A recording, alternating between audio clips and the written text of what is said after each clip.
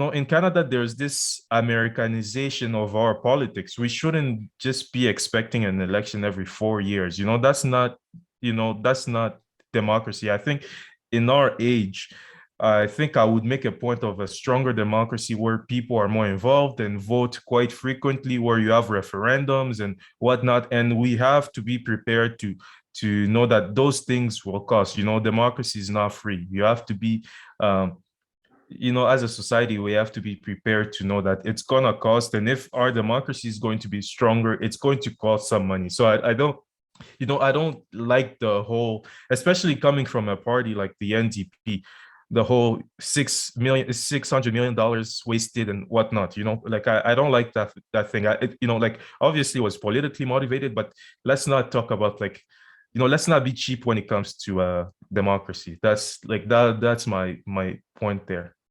Hmm.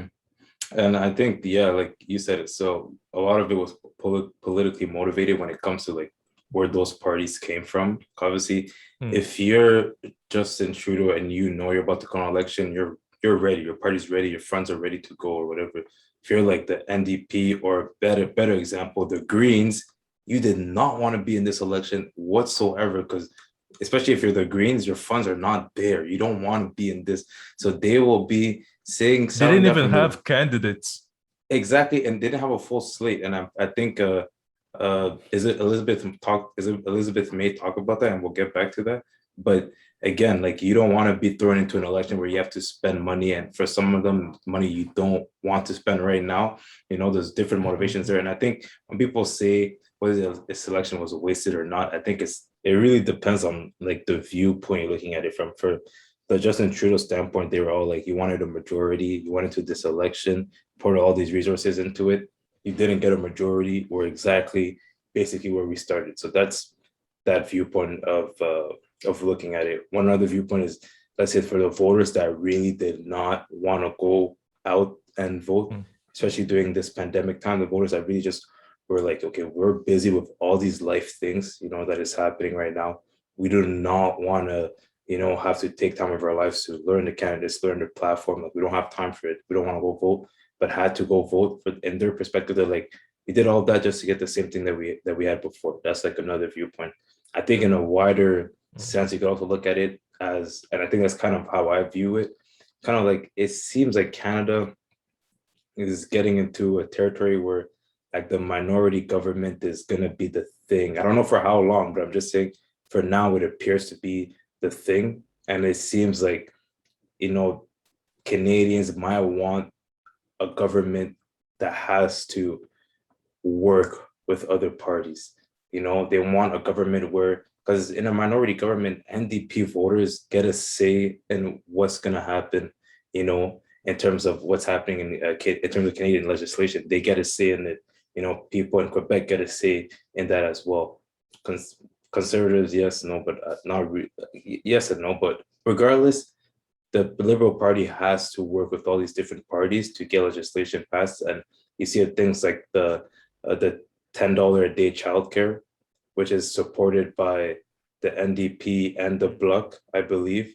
Like that is something. It just shows like a bipartisanship that's coming to the House. So I think Canadians kind of like the way these parties have had to work, together to get things passed, and it kind of showed a bit of unity. And maybe it's a message that Canadians are sending to the people in the House. Now, again, you don't really get to know that message unless you have an election like we just had, right?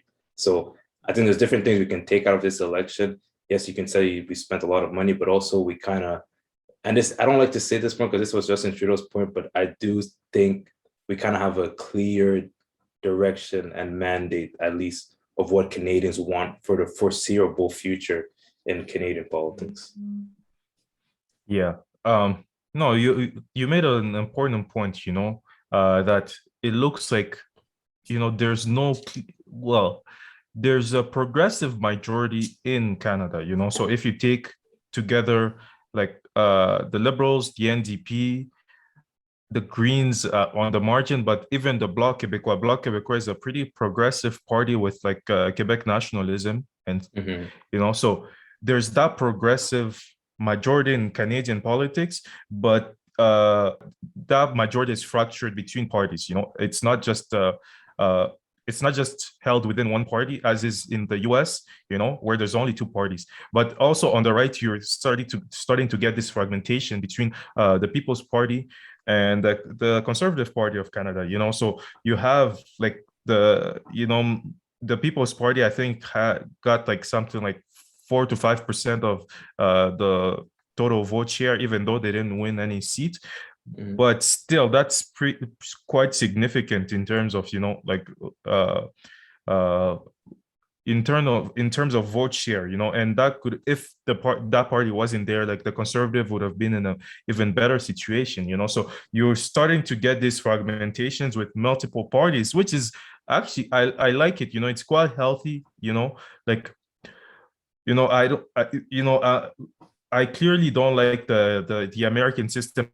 And that's why I get frustrated when Canadians want to Americanify Canadian politics, because I think politics in the US has become really dysfunctional, and we should not be looking south to reform our institutions. But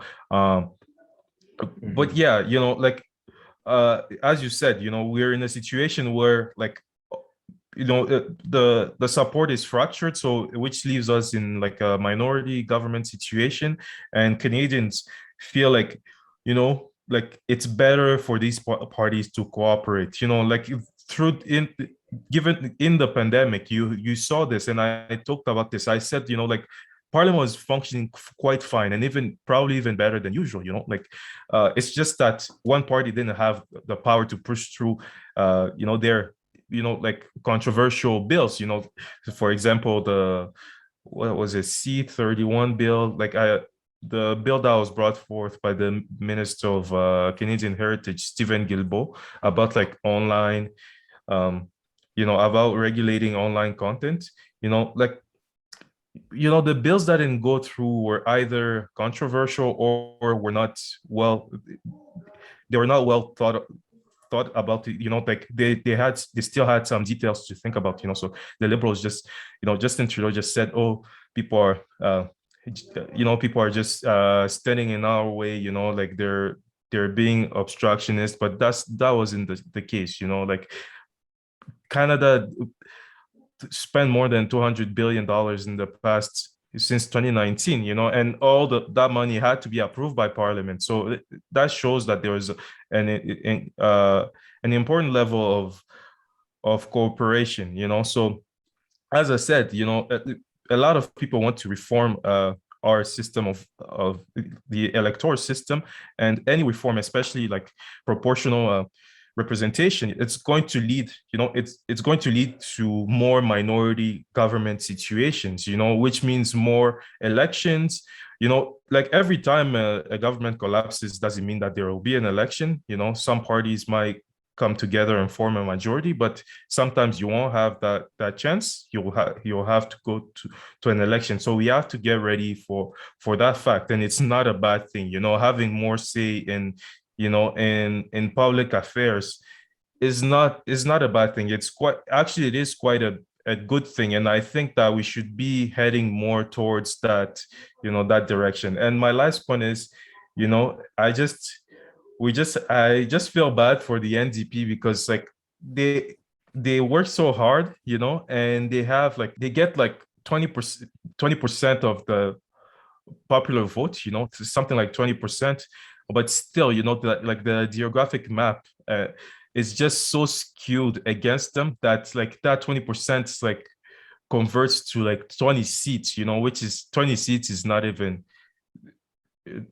I think they have like 30 seats, if I'm not mistaken, 30 or 29 seats, which is less, which is around 10%. So they have a really bad bias in the geographical map. And that's why in this minority government, I feel like they should be pushing for electoral reform. And I think what's interesting is that this party fragment, or let's say base fragmentation, really coincides with like the resurgence of the Bloc Québécois, because you see, I believe like 2011, 2015, the Bloc wasn't really, a factor in those elections. But you go to 2019, that's when the bloc resurges, right? So now that the bloc is right now, they're what around like they're over just over 30 votes. I mean, just over 30 Mm, seats in the House. You know, those are seats, you know, that could go liberal, that could go conservative to help them form a mm, majority. But because the mm, Bloc Québécois is now popular again, led by Yves-François Blanchet, it's very hard to, you know, to get to that majority government because now you're looking around, okay, where else can seats swing the way they swing in Quebec? And there's not many provinces where it really swings